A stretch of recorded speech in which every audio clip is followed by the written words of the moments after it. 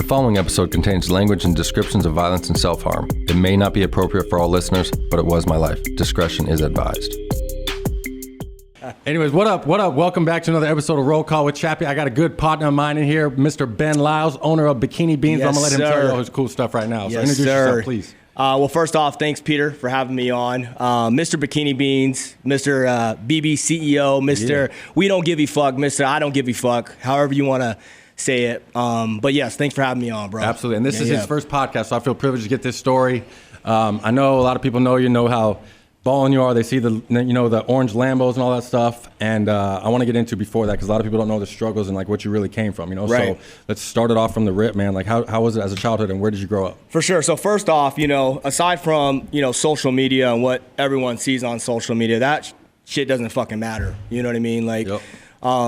yeah, I have the nice cars, right? But what I first take most pride in is my family. You know what I mean? So I like to say, when you come to my Instagram page and you see who I am, you see what I'm about, it's family first. Yeah. But I appreciate the acknowledgement, no doubt. Yeah, for sure. But yeah, man. So I'm a regular cat. You know what I mean? I'm no different than you, or no different than a lot of people out there, right? She's got a bigger bank account right now, but that's about it. Yeah, that's the hustle. Yeah. That's the grind. That's the never giving up mindset and just believing in yourself. For sure. And I want to get into that as we talk, but going back to early childhood, right? Middle class. Sports? Yep, played sports, right?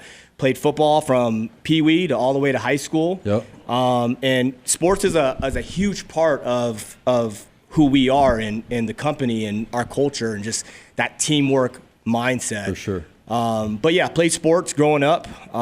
Came from a small town, Lacey, Washington. So it's just it's south of Seattle. Okay. About an hour south, or about an hour and a half I'm guessing south. that place ain't been too popping the past couple years, huh? What's that? I'm guessing it ain't been too popping the past couple years. Huh? No, not at all, man. We got the fuck out of there as soon as possible. Yeah. I graduated high school and so I'm going to the sunniest state. That's right. In Arizona. How old are you Here we right go. now? So I'm 35 years old. Okay. So back to the story. Came from a small town. Always getting in trouble, right? Had two older brothers. Okay. So a little bit about that. It's just having that beaf from. They showed you how to get in trouble, and then you were like, I'm going to figure this shit out myself. Yeah, huh? no, 100%. It seemed like I was always inheriting beef from their beef. Yeah. I'd go places and people would know me because they know my brothers. Yeah. You know what I mean? And so that just early on really birthed a mindset for me and just, being able to be tough, you know what I mean, through any situation. Yeah. So. So small town, two older brothers. My mom is Asian, my dad's black. Okay. Blasian. Blasian. Black and tie. Shout out to Tiger Woods.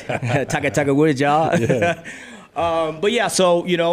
My mom, Asians are fucking hustlers. Let's call it for what it is. You know what I mean? And I get a lot of my hustle from just watching her. And just how she operated growing up. Yeah. My dad, unfortunately, wasn't around a lot just because he worked two jobs. Okay. Very hard worker. So with my dad specifically, that's where I get my work ethic from. You know what I mean? He's just always working two jobs, always being a provider, and, always just making sure we were taken care of. How's your relationship right now with the parents? So funny enough, I actually early on through middle school, high school, I was always, ride or die with my mom. I was a mama's boy. Same. And then my pops and I, we bumped heads, always just, bumping heads. And then as I, grew and, now I'm actually closer to my pops than I am my mom's. Really? So it's interesting. Wow. I love the clash and stuff too, because me and my dad, dude, I'm like, I just went into, it's almost embarrassing to say, like, being the person I am, but I just went through like an 8-month spell where I didn't even say a word to my dad. Like, we didn't even talk over Christmas, Thanksgiving, and I'm like out of prison after that because like we still clash on the same shit. Like, I'm an alpha male and he's still thinks I'm like this screw up from prison. I'm like, yo, I'm not that dude. You don't need to talk to me like that. So we beef and we just like kind of squashed our beef. So but it's like, I always like to say that, life is not like cookie cutter shit. 100%, shit still happens. Family is tough, right? If you ask me how my relationship is with my brothers, I don't talk to them, and I haven't talked to my little brother in 11 months. Yeah, and the reason for that is family, you can get so sucked in quick because you care so much. Yeah. And it can really knock you off of or they think they can do shitty stuff to you because they're family. 100%. They're entitled, they expect certain things, and so I learned that early on is if I wanted to be laser focused and, continue to go after my goals, I had to cut off any distractions. Yeah. And unfortunately, family can be a distraction sometimes when it comes to you leveling up or elevating. For sure. So how did you get through high school fine? Graduate high school? No, man, I barely fucking graduated. Okay, you graduated, all right. Yeah. So most of my guests didn't even graduate high school, though, so congrats to that. Yeah, one. thank you. I barely Yeah. graduated. And I think the reason for that is, it was the last Lyles that they had to see in the system, and they just wanted to get They're me like, gone. get this fool out of here. 100%. But no, I actually had a good relationship with the principal, Okay. believe it or not, because I was in the office so much. Same. And I learned a lot. Just, I'm sure you can relate, those talks that you have when, you're getting in trouble and, OGs are just, people in your ear saying, hey, you need to do better, right? And, back then we're listening and we're like, man, we think we know it all, I'm trying to show off. What do you mean do better? Yeah. Right. We think we know it all, you know what I mean? But then, a lot of things that they say end up sticking with us.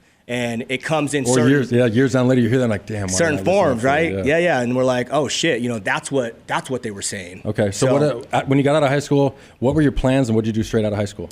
So when I graduated high school, it's funny. If you want to give a shout out to your beautiful wife, you can, because I think you guys I like to do that part too. Not only No that, like, doubt. you got the Lambos and stuff, but you got like a beautiful family, and I love that your kids are on there every day. You can see you're like a real present dad and all that stuff. So I want to give a shout out. Yeah, no doubt. You can shout her and the kids out right now. For too, sure. right? Yeah, I appreciate that, Peter. Because like I said, that is something that I take most pride in. You can tell you guys are a team. Yeah. Just meeting Robin and, early on, my success is very much contributed to having a solid woman by my side. For sure.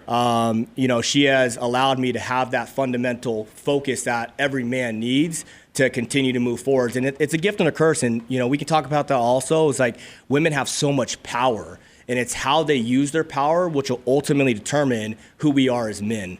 Damn, that's fire. Yeah. For sure. And so another thing that's cool too is, you don't want someone to like get you when you got the Lambos, all that stuff. Like, she's been with you from the jump. You know what I'm saying? Oh, so it yeah, makes it that much 100%. more special when you guys are out shopping, blowing those bags and shit. 100%. I can only imagine, God forbid if something were to happen with us, I don't know if I'd ever get settled down or, it's scary out there. I'm not. It's scary out there for sure. For sure. Absolutely. But no, so I started dating Regina probably when I was 14 years old. Okay, so I'm about 35, 20 years. Wow, yeah. 35 now, so started dating her when she was 14 years old. You met her and you're like, I'm not letting this one go. Yeah, so funny story is I was actually dating her best friend. All right. And so her and I we actually became best friends.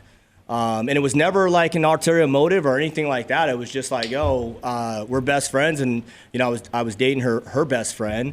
Something happened with that situation. And then her and I just started kicking it, tough.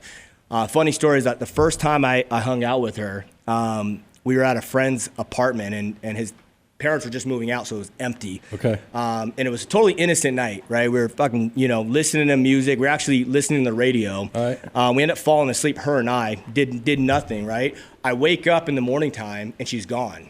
And I roll over and she's gone. But I woke up to knocking at the door.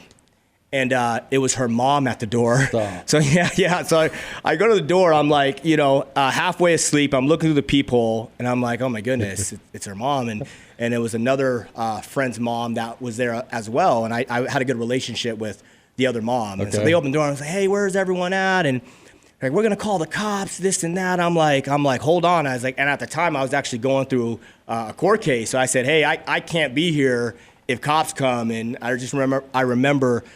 The mom saying, hey, we'll get out of here. So I ran home. You're fighting court cases young too like that? Yeah. I was, like I said, I have a juvenile record that is like 3 pages long. See, I didn't even have that, but that's crazy. Yeah. So made a lot of fucking early mistakes, let's say that. And again, I had older brothers, you know what I mean? So I was exposed to a lot, at a very young age. But so ran home, long story short, ran home and passed out. I get a call, probably a couple hours later, and it's her mom, and she's like, Ben, did you rape Regina? And I said, oh my goodness, what the fuck did I get myself into? But long story short, no, after that, always came around. So built a really great relationship with her mom. You're like, no, we're together now or something? Yeah, or? no, I don't know what happened after that, to be honest. I just know I started coming around more. Okay. And then I take it she likes you to this day, right? Yeah. So where I really fell in love, and the moment for me that I will always remember, I went over there and it was my birthday. And I was sitting in the back room with Regina hanging out, and I was like, yeah, it's my birthday. And, Regina's like, your parents aren't doing anything for you? They're not getting you any cake or anything? And I'm like, no, it's just another fucking day. You know what I mean? And she went out there, told her mom. Her mom went to Baskin Robbins, ended up getting me my favorite cake, mint chocolate chip ice cream from Baskin Robbins. And, called me out of the room and sang happy birthday to me. And it was like, like the dopest thing ever. Yeah, for sure. That's dope. Yeah. So where did you guys go after college, you and Regina? So I graduated after 2 high school, years. Yeah, I graduated 2 years before her. Okay. So I started dating her when I was like a senior. Okay. She was a sophomore. I graduated in 2004. And then, like I said, I'm gonna leave Washington and go to the sunniest state. So right when in high school you want to leave? 100%. Okay. So I literally, my mom, we had senior night, and then my mom drove me to Arizona the next day after that. Really? So we came out to Arizona. I came out to Arizona. I knew no one here. And she came out here. We went to GCU, went on one of the boards. Yeah. Picked a little, people roommates. Okay. And got me set up, went to Walmart, got me an air mattress, bought me a TV, and the next day my mom was gone. Damn, no way. And it was all like right after I graduated, like that. And so, I still remember that feeling. So she was still back in... She was still back in Washington. Okay. Yeah, she didn't graduate 2 years until 2 years later. You guys did the prison relationship for a couple years? Yeah, the little, at the time, stuff? it's funny because at the time we didn't, I don't know if the picture phones were a thing, I remember her sending me some care packages. Let's say that, one of those care packages got intercepted. Yeah, funny story. She put the address on it wrong. And then it actually got sent back to her house, and her parents opened it up. And Stop. Can we say what was in this package? It was what we would say now is the selfies, right? But it was on the Polaroids, and oh god, maybe there wasn't some dirty panties in there. I don't know. Oh god. But no, she held it down for me. You know what I mean? And that's a real one. And that long distance relationship. We kept in touch, and she actually sent me money. At times she would send me money when I needed anything. Damn. She was there for me. So, just built out respect and that love for her. Early on. Cool. So how did your first college years go out here, and then did she move out right after? How'd the first 2 years go until she got out here? Whatever.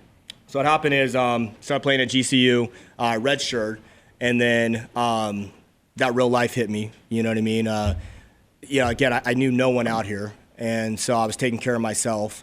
Didn't end up dropping out of college early on. I'd probably stay there for not even a half a semester. Funny story. I got my FAFSA check, the government check, and I think I went to the mall and fucking cashed that shit. But so then she came out 2 years later, and then came out 2 years later, and okay, started grinding. What were you doing at this time?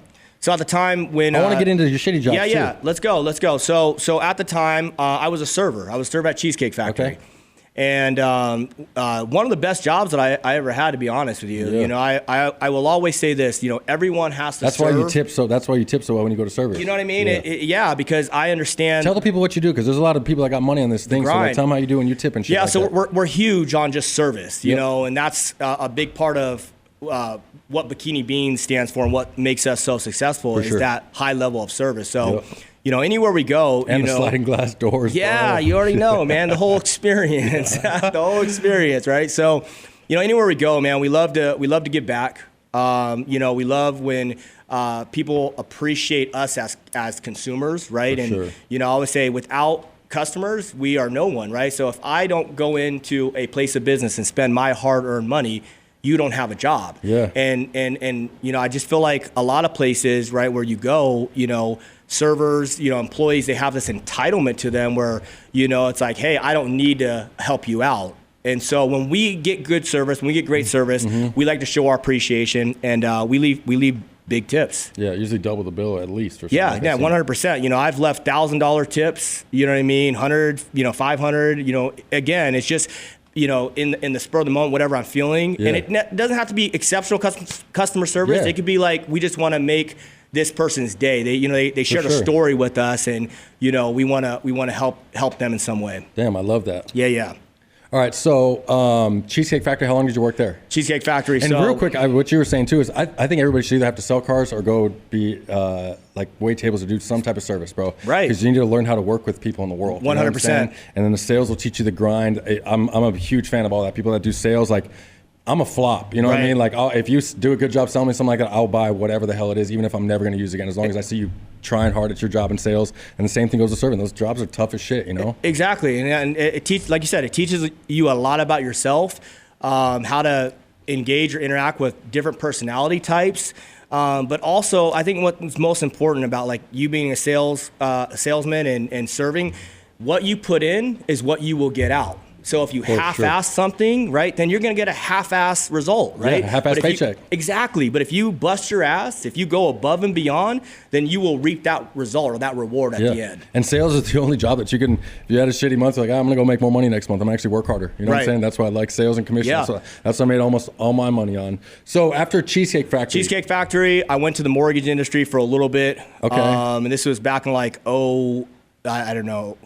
I can't remember the exact time frame, but I was there for a short period of time. Got to be the time where it wasn't good to be in mortgages, right? Yeah, it was right before that, I want to say, maybe like 2006. And, we were selling, I remember selling adjustable rate mortgages. We were selling those option arms. Yeah. So the one where I made a lot of money on is probably what got us into that mess in 2008, where it was like you could sell a loan that had 4 options on there. And the 4th option was a payment that was super low that didn't even satisfy the interest. So what would end up happening is the remaining portion would get tackled on the backside of the loan. So these people are having houses and their 100%. Yeah, you had a lot of investors that were over their head and they were getting approved for these loans. They were making that minimum payment, but didn't realize it was getting tackled on the backside of the loan. And then when it came, to try to sell it, they were upside down. Damn. So, so I did that and then went to American Express right after that. Okay, and what did you do at Amex?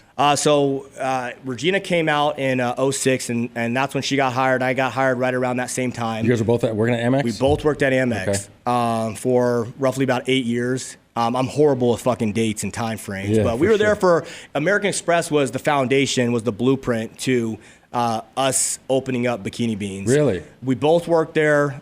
We both took we'd always take our breaks, our lunches together. We were always together, but she worked with small businesses, and I worked in the collection department. So she saw how the small business stuff worked, and that gave you guys the ideas? Yeah, well, so for her, after... Because you guys built a little empire now, like, people want to hear this, especially for a lot of dudes in prison, like, I don't want to skip any steps. Like, I want to, like, literally the mental process, everything, how the hell you guys got to where you are right now, 100%. So did that small business thing start getting her mind going on, we can do this? Yeah, so, with anything, right, for Regina, she loved making coffee, right? She worked at mom and pop coffee shops. She worked at Starbucks. I didn't even want to say that on air, but you know what I mean? Fuck Starbucks. You said it, but I agree. But yeah, so I literally won't even go there. She worked at Starbucks. And any barista out there can contest to this statement is once you are a barista, it's one of the most, fulfilling, exciting, there's something about being a barista that, people enjoy. People are happy when they get coffee. They want coffee. Yeah. And you have the ability to make impacts in people's lives, and I think that's the biggest reward. But she always wanted to go back to that, And for me, I was never a corporate America, kind of person. You know what I mean? I was always the one that was driving the result, but not being rewarded in a sense because I don't play politics well, right? I'm not the one that's going to come in and kiss ass to try to move up the ladder, right? I'm going to be myself. Yep. But being myself, I was able to still drive results, but I wasn't getting rewarded from it. Yeah. So that was telling me one thing, that this wasn't it for me. And that's a lot like in anything people do in life. You think about it, right? If you believe in yourself and you know you have more to offer, then you got to bet on yourself to put it out there to see the result. And that's the only way you're going to get ahead. Absolutely, 100%. Like, dude, when I was walking away from my job, like, I swear, bro, I asked 200 friends, and every single one of them was like, what the hell are you doing? Don't even think about doing that. You know what I'm saying? bro, I see these dudes doing. There's no way those fools are gonna out hustle me. Like I'm gonna figure this shit out on my own. You know what I mean? And it's that mindset. Yeah, absolutely. You know what I respect about you, Peter? You know what I mean? Because I've been following you and watching your story, man. Appreciate it. And it's just that belief system that I can see that you have within yourself. Yeah. And I feel like every entrepreneur has this same feeling, right? Is when they're doing something in life that they know there's a bigger calling out there, there's a bigger purpose, and you took action and you ran towards it. And that's what most people fail to do, is that action part. They let certain things make excuses for them of why they're not doing what they know they should be doing. Absolutely. And all it's doing is preventing their greatness. Absolutely. So man. you came out the gate, bro, after you left Toyota. Yeah, you came out the gate, bro, and you were just fucking moving. You know what I mean? Moving and shaking and just trying to learn everything on the fly. You know what I mean? But that's how it is, though. It's trial and error. Like, I don't fucking know. I didn't know a lot about a lot. I still don't know a lot about a lot, right? Yeah. But it's the process you go through in terms of trial and error. You're gonna fucking make mistakes, right? You're gonna fail, but there's a lesson to be learned through that process. For sure. And dude, and people think it's all like I said, the cookie cutter shit, bro. Like they don't see the struggles. Like, bro, I quit. I can't even tell you. Like, I almost gave up on this 20 times, and it's like, fuck, I'm going back to my. I'm $30,000 a month, got my own office, bro. Like, doing whatever the hell I want from prison. Like, who the hell would have walked away from that? You know? Right. But it's a lot of times it's those 199 people that told me I'm fucking stupid and I'm not going to make it. Like, what are you doing? And that's a lot of times that's the only thing that keeps me going. You know what I'm saying? I literally hear that. I hear those CEOs that told me I was going to be right back in prison. You know what I'm saying? And what people just got to find that one motivating factor, whatever it is that hits a light under you or hits a fire with you. Right. And whatever it is, just hone in on that shit. And that's why I feel like people are all unstoppable. You know, I found out what triggers me and makes me like. There you go. Unstoppable. You know what I'm saying? And I really believe that. And I love that, right? Because you were able to channel something that happened to you negatively, right? Things that were said to you in a negative context and turn it into a positive. There's so many negative things out there that happen, right? In our past, present, etc. And it's just the mindset I feel that you have and how you view it that's ultimately going to determine how you respond to it. Yes, I love that, bro. Yeah. Okay, so getting into how you guys started Bikini Beans. You guys probably making six figures out of American 100%. Express? So, believe it or not, the house. That's a lot to walk away from six-figure jobs. People strive to make six figures. Yeah, 100%. I mean, that might sleep getting out of prison, though, and that's why it didn't mean shit to me. So, believe it or not, the house that we're living in currently right now is the same house that we had prior to Bikini Beans. Okay. So we've always been fucking hustlers, and Regina, you didn't have the same whips in the garage though back then. No, we didn't have the same whips. But we had some BMWs back in the garage. We were hustling back then, and it was really a dynamic duo. Regina being in small business, and she was in sales, right, because she was selling to small business owners. Gotcha. Like she was hustling too. She would have goals that she had to hit, and I remember those conversations that we had back then. And it was like, hey, I was holding her accountable. It was like, hey, are you hitting sales, right? Are you pushing? And there'd be some days, right, where she'd have a bad day, and I could see that she didn't want to have that conversation with me because it wasn't going to go well. But it's that accountability factor and being able to challenge someone to push them to be better or to their true greatness. We were making over six figures, right? Both her and I. And again, it was just that calling.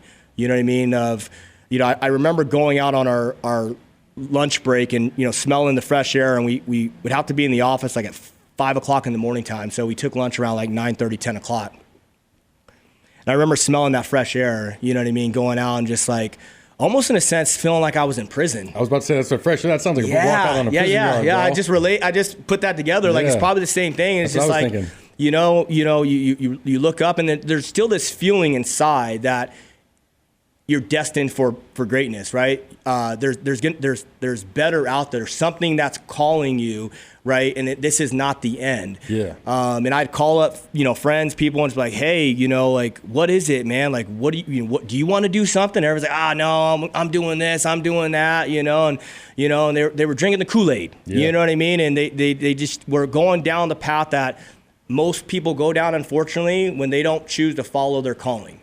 But then I said, hey, at some point, I made the decision, just take the leap of faith. We started doing our research, and it took a lot of years prior to opening up Bikini Beans. So we opened up Bikini Beans in 2014. Okay. We created our LLC in like 2012. Okay.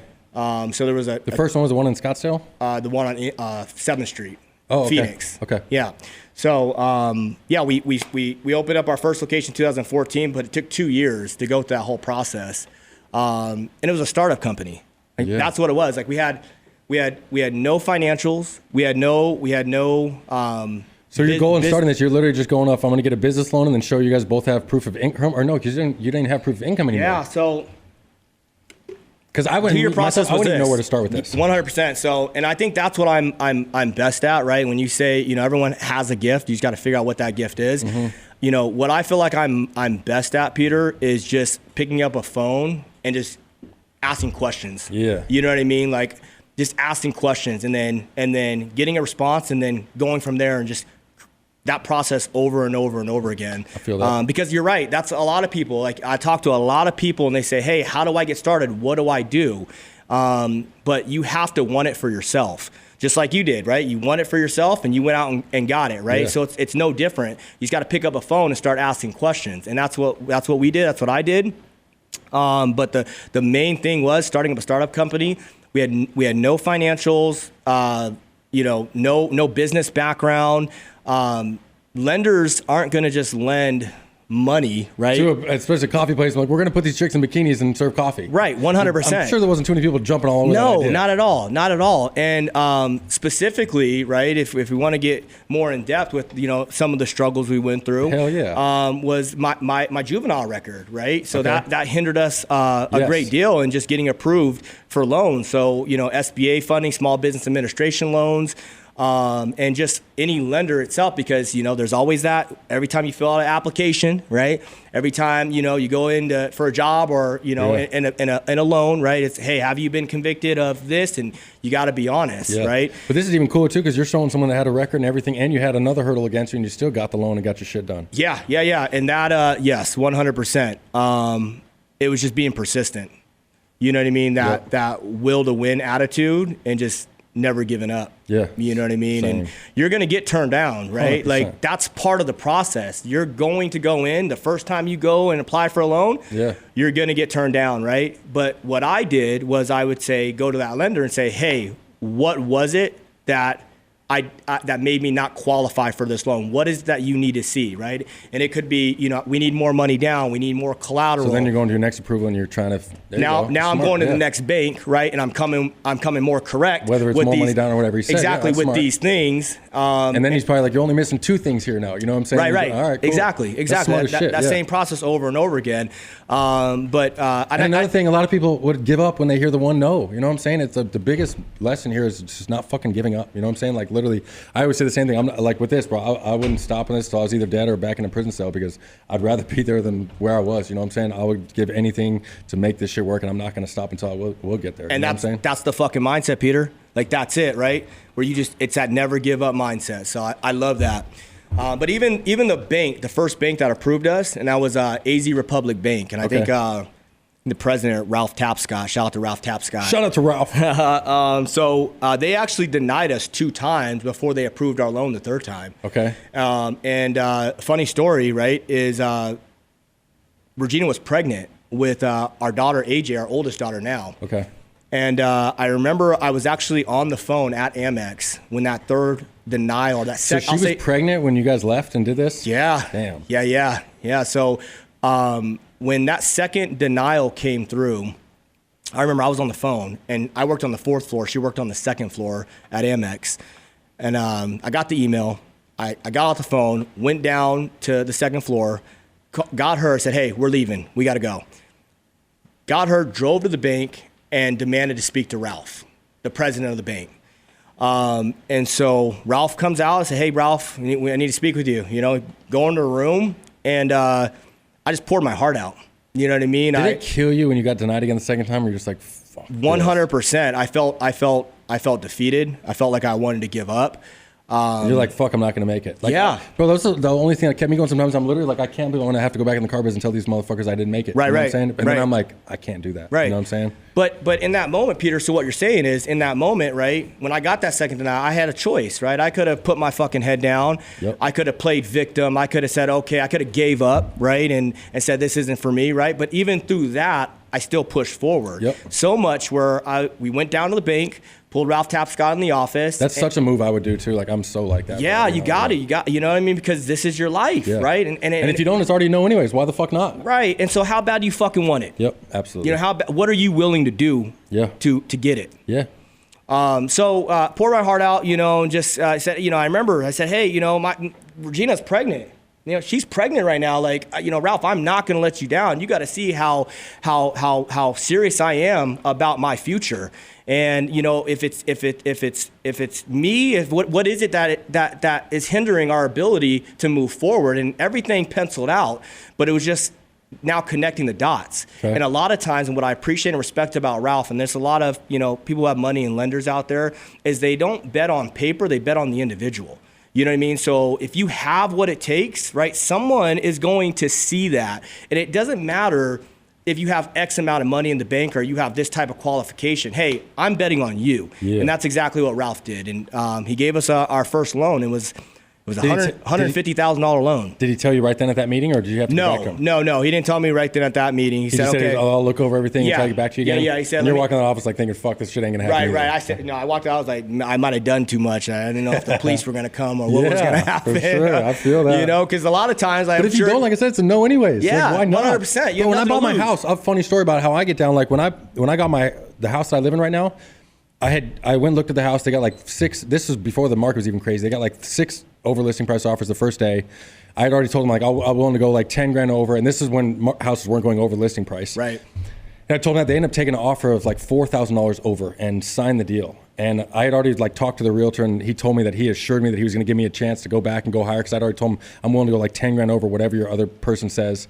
And then that realtor probably half-assed his job. And listen to this. I get a call from my realtor. He's like, bro, I don't even know what to say, but they sold the house. I was like, what do you mean? I knew and he's like, they took an offer lower than I was already at, and I told him I'd go 10 grand more than that. What happened? The dad that owned the real estate company went out of town and left his son to try and teach him the ropes. Right. And his son got that offer and just accepted the first offer over listing price and forgot to call me back and get my second offer, and he just accepted the deal. Oh, so man. I literally, the next day, I went and knocked on the fucking door on the way into work, bro. And I literally was knocked on the door, and you should have seen, because I'm 6'4", 250 pounds, covered in tattoos. You're a big dude, Peter. And I knock on the door, and there's this old lady and her daughter right there, and I'm just like, hi, I was trying to buy this house, and you guys didn't accept my offer. Like, please accept my offer.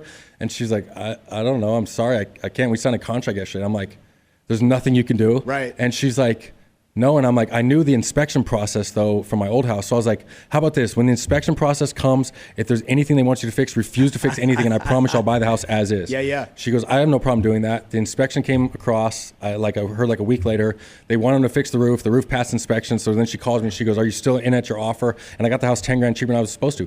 And I would have never got that house if I didn't go knock on the door. Right. And even my own realtor was like, don't go knock on the door. I'm like, I'm going to knock on the door. I'm not getting the house if I don't knock on the door anyways. It's a no. Like, why not? You did your job already. Why am I going to fucking listen to you? And now I got my house. Kick back while I make you a paycheck, right? And I go out there and we and split I put some of his together. Commission there. And I only literally paid him half of that. I would have done the same thing. But, you know, it goes back to, again, a mindset, right? It's like, you know, if you want something done the right way, sometimes you got to do it yourself. But that's how much you believed in yourself, right? You believe that you could actually get that done, regardless of the hurdles or regardless it's the same of as that story. I'm thinking like, same shit. Sees me face to face, she's not gonna say no to me. You know what I'm saying? Same exact thing. Even if right? I had to, you know what I mean? Yeah, I love it, man. I love it. That's a great story. Okay, cool. So you got your first $150,000 was our first loan. That shit barely put the building on put the ceiling on the ceiling. You went bought that chain with that money or something. something right there. What's that? I thought you were gonna say you went and bought that chain with that money or something. No, none of that. You know, I didn't start shit. I will get into that, but I didn't start spending like this until just recently. You know what I mean? But it didn't even put the ceiling on the building. You know, anyone who starts a business knows, right? You know, you need construction costs, you need payroll costs, you need inventory, you need a whole bunch of stuff that I now have right now. You didn't even know then, though, huh? No, at all. It's like I went into it very blindly, you know, and. But the only way to learn is to go through it. You got to learn from mistakes. 100%. Trial and error and making the mistakes. And I was just, you know, blessed to have given just that opportunity, that little bit of opportunity. I said, hey, man, if I get just this, I'll figure out a way to put it together. For sure. You know, we'll figure out a way. Give me this close, I'll figure out the rest of it. Yeah, 100%. So, we got a $150,000 loan. We had to put 20 racks down, $20,000. And then, like I said, my audience better know what racks means, bro. What's that? So my audience better know what 20 racks means. Don't listen to my show. Yeah, 20 racks, you know. And so, And then we racked up a fucking shit ton on credit cards. Yeah. You know a credit card we racked it up on? Amex. Let's go. We did that strategically, right? Because we knew the system. You see what I'm saying? And that was a key thing. And shout out to Amex, man. They did a lot for us. Yeah, they do a lot for me still to this day. Yeah, so and they did. I still got them, right? So, but yeah, we racked up like over $100,000 on Amex credit cards. And then we end up defaulting on those cards through the process on our first year. Just because, again, right, it's like, what are you willing to do, right, to make it, right? And I said, it was a tough decision at the time. And it's right? not, people don't think about this. It's not only making it, like getting a whole new income, but like your bills don't stop, bro. Like I have $1 million crib. I have a $3,000 mortgage. I have $1,000 car. You know what I'm saying? Like those bills 100%. Don't, like I have 6 G's in bills before I even buy a grocery, bro. Yeah, you know what I'm saying? My electric bill was $9.79 yesterday. You know what I'm saying? My water bill is $2.50. Yeah. And like I've been paying those bills for 13 months. You know what I'm saying? Right. Like, but you're a fucking hustler. Absolutely. You know what I mean? Just like me, and you're going to figure it out, in any way possible. So, and shout out to, us, because we've never missed a payroll. Like, you talk about overhead, you talk about it, cash flow. It's like every 2 weeks, right, you got to cut that payroll check, right? And, since we've been open up, we've never missed one payroll since.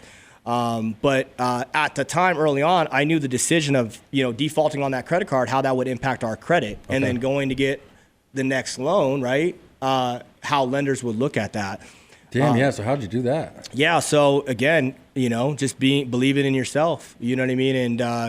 And, got denied because of that, right? Default, even Republic Bank AZ, they said, hey, you default on this credit card, right? And look at what happened to your credit score. We can't give you more money, even though at the time that first location was fucking cash flowing. You see what I'm saying? So on paper, everything penciled, but it was that little. You started making money with them right away, pretty much? What's that? Did you start making money with the locations right away, pretty much? Yeah, so it wasn't really right away. You know what I mean? Because again, we were already in debt. You know what I mean? So we were. I'm saying the stores were producing, like making revenue and stuff like. Yeah, the first year we were profitable. Okay, wow, that's cool. Most people aren't. Most people aren't. Andy Frisella wasn't that way for 7 years or some shit. Yeah, like that, and I get it. Every business is different. And a lot of people early on because we both quit Amex together. She probably quit 2 months before we opened. Or maybe 6 months before we opened. I quit 2 months before. Okay. And I remember people telling me, they were like, hey, one of you guys have to keep a job, because most businesses, aren't profitable until after the first of the year. Mm-hmm. And, I'm a firm believer, Peter, it's like, you can't give two things 100% at once. So if you're going to make a decision, you know what I mean, and you believe in yourself, you got to go fucking all in. 100%. Burn the bridges, bro. 100%. Because the reality of it is, if I still had my corporate job, I wouldn't have made the moves or made the decisions, right, as a last resort option, right, because I had that fat paycheck coming in every 2 weeks, right? That made me too comfortable. It's so hard to walk away from that, because it just blinds you, bro. You know what I'm saying? Like, I was chilling, bro. You know what I'm saying? Like, anything I wanted, but I'm like, dude, I just wanted more, bro. You know what I'm saying? 100%. Literally. But there is so much impact and there's so much result that's driven with being uncomfortable. And people don't realize that is for me, and through the process, I have learned that I am at my best when my back's against the wall. Same, bro. When I put myself in situations where I have no other option but to fucking make it work, that's when I get the most creative. Yeah. That's when my true greatness comes out. Yep. And that's when I really show what I'm about. But it takes you to put yourself in that situation first for you to ever understand that about yourself. Absolutely. 100%. I'm the same, bro, even with packing. Like, I can't pack a suitcase until it's like an hour before my flight. Right. Like, literally, I can't do anything like that. I'm the same way, but you get it done. Yeah, and you still absolutely. make the fucking until flight. I tell myself, like, I literally, if you don't pack, you're not going out of town. I'm like, all right, fine, I got to pack now. Mm-hmm. Okay, so what happened? Did you guys get a second loan for the second location? So what happened was, I don't know when this lawsuit comes in, but I definitely want to get into all the hater we'll get into stuff that comes too. Yeah, we'll get into that. And I'm the thing about me, bro, is I'm very transparent. You know, anytime we talk, whether on the mic, in person, right? And if anybody knows the truth about all the shit, it's me and you. What you see is what you get. Yeah. You know what I mean? But so long story short, we ended up getting a loan. We had to pay off the Amex debt, which we did to make it right. We got we opened up our first location in 2014. Okay. We opened up our second location in 2016. So a year and a half later, essentially, is when we opened up our second location. So that's right about the time your place broke up one of my relationships, buddy. Yeah, and that's a funny story too. Well, I may or may not have moved a Bikini Beans worker into my house about 3 weeks after meeting her, and then I may or may not saw Peter as I was helping that employee move her shit out of your apartment, and I see this big ass guy come up, and I'm like, okay, this is what you got me in? Like, this is what we're doing? I'm like, how the hell did she get the owner of Bikini Beans to come over to my crib and move my shit on? I'm like, I'm out. I'm like, as long as she's gone, I'm cool. And let me comment on that, because that's just a testament to who Regina and I are, right? For sure. You know what I mean? Say and that, yeah. Till this day, when you're a part of the team, when you're a part of the Bean Gang, right? It's ride or die. You know what I mean? So she hit me up and said, hey, I need a truck. Yada yada. I asked no questions. I was just there. And we're not going to throw her name on blast, but I don't even think she ever came into work on time one day in her entire life, too. So she wasn't even like a good employee you guys had. We had a lot of... we'd be at the house, she's like, I'm supposed to be at work right now. I'm like... Yeah. We had a lot of bad apples back then, and you live and you learn. You go through the process, and you figure out who that ideal employee is, right? Yeah. To truly embody your mission. Do you want to hear a funny thing, how slick it was when I got the thing? Because... I came out. I'm like still like a year and a half out of prison, bro. So like I'm going to Bikini Beans every day from Marquia, bro. Like we're literally there every single day. I got the same damn drink every day, and I would just go and just hand out my business cards like they're going out of style. And so it was so bad to where they knew like I'm not allowed to take business cards. I'm like, and I would literally hand it. So I handed it to the chick who's there, and she's like, I'm not allowed to. I'm like, tell them you're buying a car for me. Tell them you're buying a car for me. I walk out because I already knew the in. She's going to tell me no. Yeah. And of course, she texts like a half hour later. But I already knew your little in that you weren't allowed to have them talking. Yeah, there's policies and procedures, right? You know, and it's like, hey, you can't hand out personal information, and it's just, more or less for the protection of our employees and just not creating that type of interaction. Yeah, for sure. Okay, so then what it still happens though. We understand. We know. What goes on for next, you guys? Is this when did the lawsuit come in that you had a couple locations after Scottsdale? Let me connect the dots really quick. So 2016, opened our second location, just been moving ever since, right? Just been moving, been grinding ever since. Bro, and I've seen it. Like I saw you with the old Tundra, you know what I mean? And it's like, dude, I love seeing you when you bought the new Lambo, and then the next one, seriously, I love it because I've seen it from the start, bro. You know what I'm saying? I still got a Tundra, right? Yeah. I'll probably always have a Toyota of some sort, right? Because Toyotas last forever, and they're fucking reliable. Mm-hmm. But yeah, I've just been grinding ever since, right? And we made a lot of mistakes, right, through the process, and we just learned from those mistakes, and we improved and got better, and that's why we're here today. The lawsuit, right, is what you want to talk about. Yes. And just because a lot of people, when you're going to the top, you're gonna have so many haters, and a lot of people aren't good with seeing someone make money if they're a little jealous of them or something like that. And everybody in the world deals with that, not to the degree that you guys eventually had to deal with. But, 100%. I appreciate acknowledging that because that was very much a difficult time in our life. And the reason that was so difficult is because there's one thing that I really took it hard is because I pride myself in my character and who I am. And during that time, my character was being assassinated by motherfuckers who didn't even know me, never even had a conversation with me, but they were listening to, the pipe game or the telephone game, and stories getting taken out of context and what have you. But I will say this with the lawsuit, right? With any business, right? It's not a matter if. It's just a matter of when.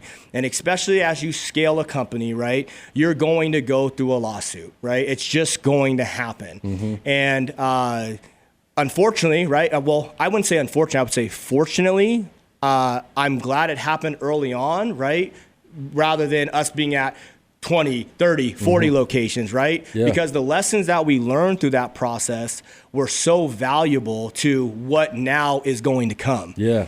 So specifically, right, and this is where I just actually got a comment, on Facebook. And this is public records. Anybody can go on and they can Google exactly what the lawsuit is about. And everybody wants to jump on and say, oh, this lawsuit is about sexual harassment. Had nothing to do with sexual harassment whatsoever. But I get it, right? That's an easy story to spin, right? And especially given the business, right? And given who I am, and et cetera, there's no punishment for women that say that bullshit nowadays. That's the problem with it. Yeah, and anyone who knows me, right? Who interacts with me, especially my employees, right? I'm not that person, right? And that's why I am who I am because most men, right? Let's just be honest, right?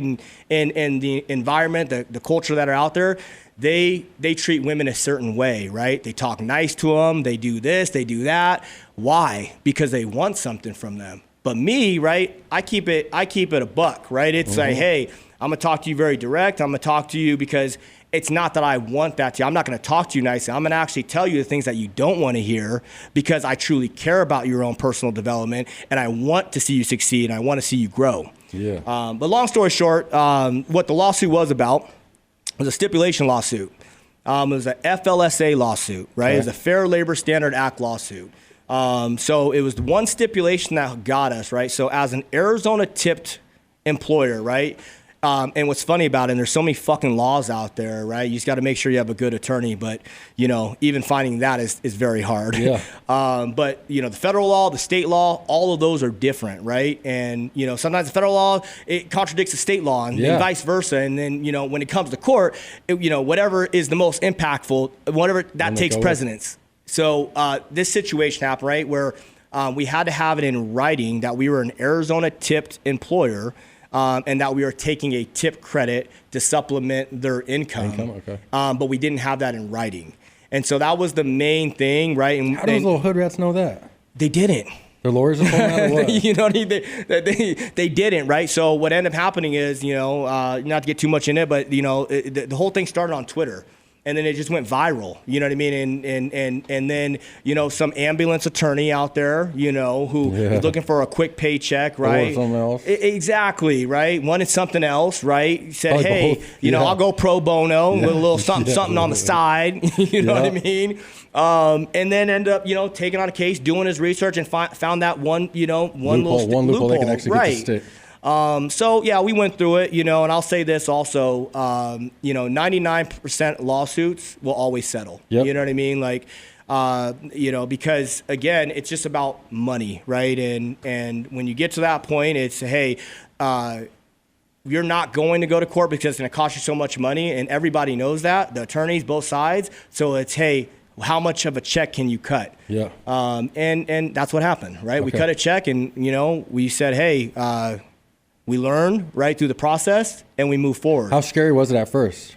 It was fucking. Were you thinking the whole shit's gone? Well, it was a class action lawsuit. Like, let's call it for what it is. And you know, the news media picked up on it. You know, and they said, but that's what I'm saying. It's got to be pretty scary when they're picking up on that shit, and you're like thinking, what the? Yeah. And again, you know, I didn't know anything about this. Yeah. You know what I mean? And so at the time, it's just like, hey, you know, okay, well, here we go. Let's strap up. You know what I mean? Let's go through it. You know.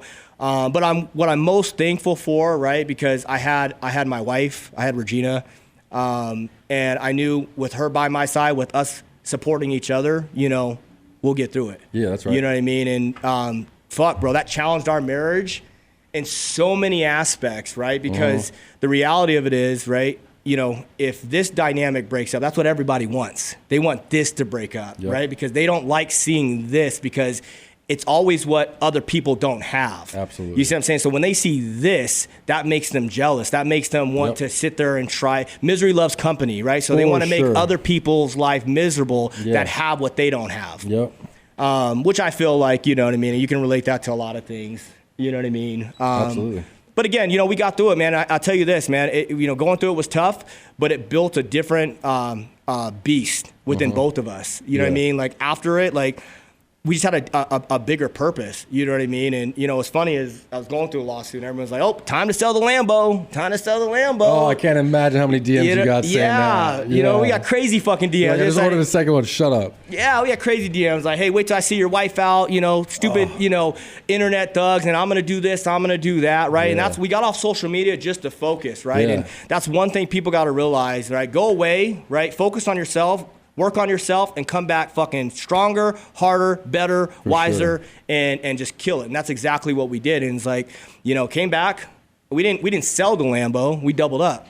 You know, double up. Don't ever let a hard time humble us. You know, that's what we did. We double up. So guess what we did? We got another Lambo. You see what I'm saying? And on top of that, what did we do? Still we were kept at the 4 range. locations. Hold on. I say double up. We truly took that to heart. We doubled up. Because we were at 4 locations, and guess what? We put 4 more locations in the pipeline. So that takes us to 8 locations. So we doubled up on every aspect of what that did for us. So In a way, I'm very grateful that I went through that experience, that I learned, right, so much more about who we are, who I am, mental toughness, the challenges, the strength that you have to have mentally to continue to believe in yourself and not give up and not quit and just move forward. Yeah. So doubling up on the locations, damn, bro, that's legit. And then I know you got people that are trying to franchise you. That shit is hot. That'll try to get your franchise your shit right now, right?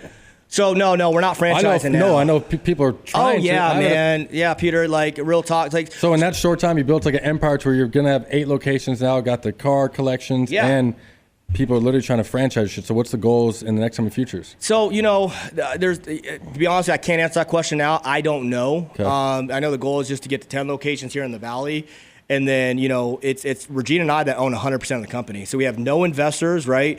When you talk about what we did early on, when I got that first fucking paycheck, did I want to go fucking buy some jewelry? Did I want to go buy a Lambo? Hell yeah. But what we did is we just reinvested it back in the company, and that's how we got to where we are. So people a lot of times think shit happens overnight and think we're an overnight success, but the reality is no, we fucking grinded for those few years. I mean, I bought that first Lambo in 2020. We opened up in 2014.